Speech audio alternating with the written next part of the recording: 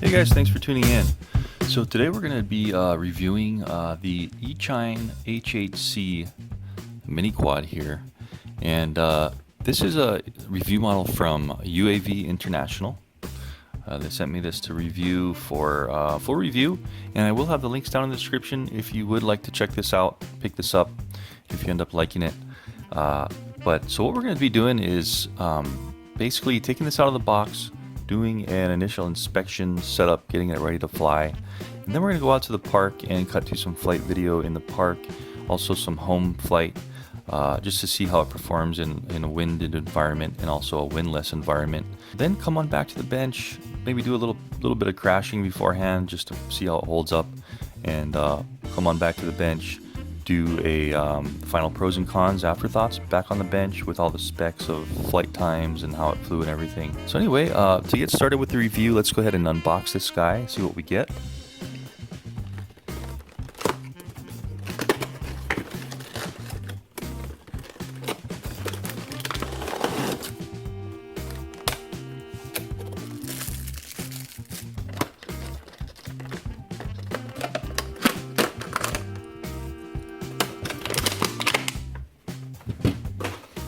Okay, so that's everything in the box. We got the controller, the quad, a little bag of goodies, and instruction manual. And actually, I guess this is actually a micro. So I'd consider this a micro, not a mini quad. So first inspection out of the box, let's see what we get here. Get something that looks like the JJRC HHC.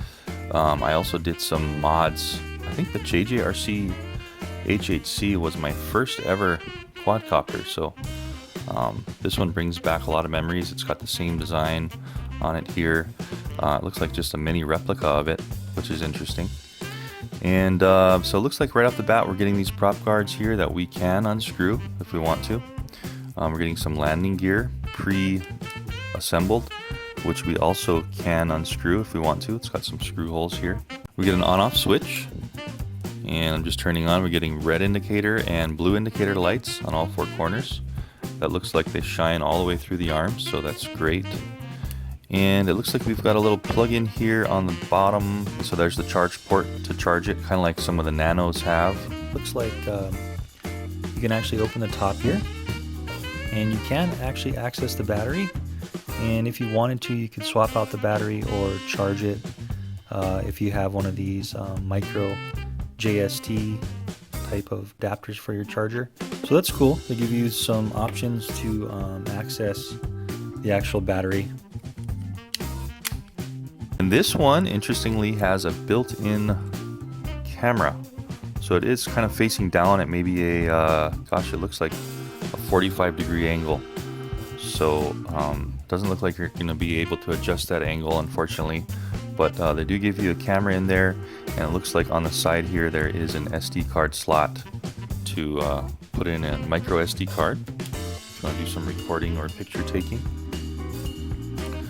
So that's basically it in a nutshell. The prop guards are kind of an interesting design. They have this kind of hexagonal looking design, so that's kind of eye-catching. Okay, let's see what else we get in the box here. So this little bag they give with it, looks like you get your props, some extra props.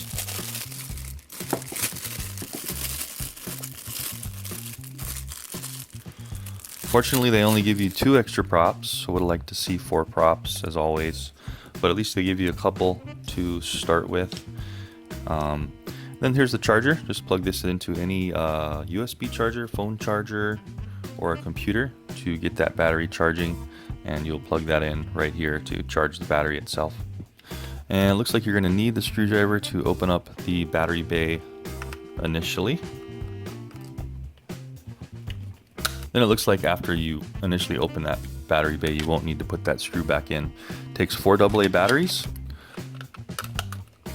Yeah, so this clicks in really tight, so no need to save that screw or put it back in, I don't think. Let's go ahead and see what all the controls do on the controller real quick.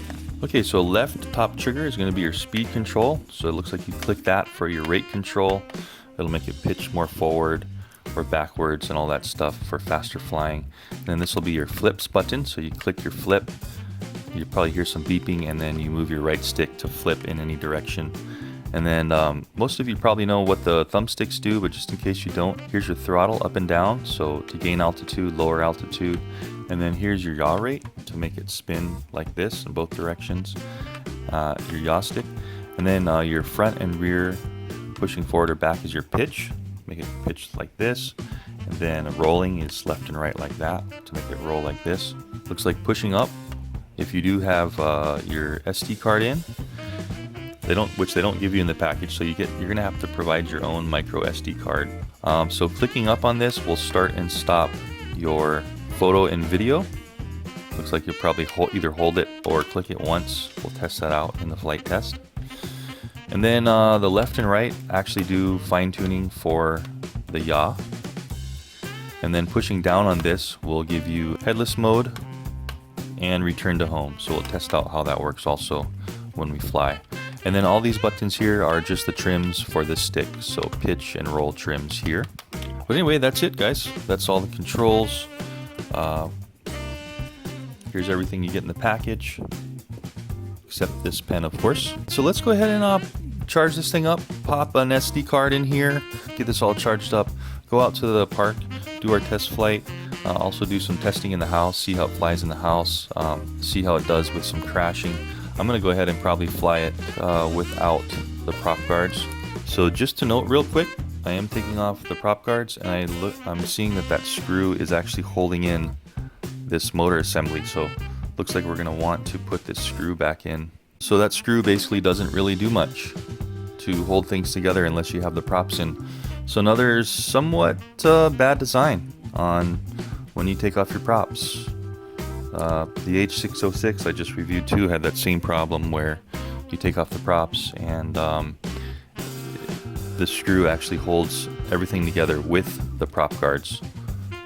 So that's unfortunate. Kind of unfortunate. But somewhere like that, it's just a design issue. So hopefully down the line they fix that kind of stuff. So anyways, let's go out in the field and let's go fly. Do some test flights. Come on back to the bench to our final pros and cons.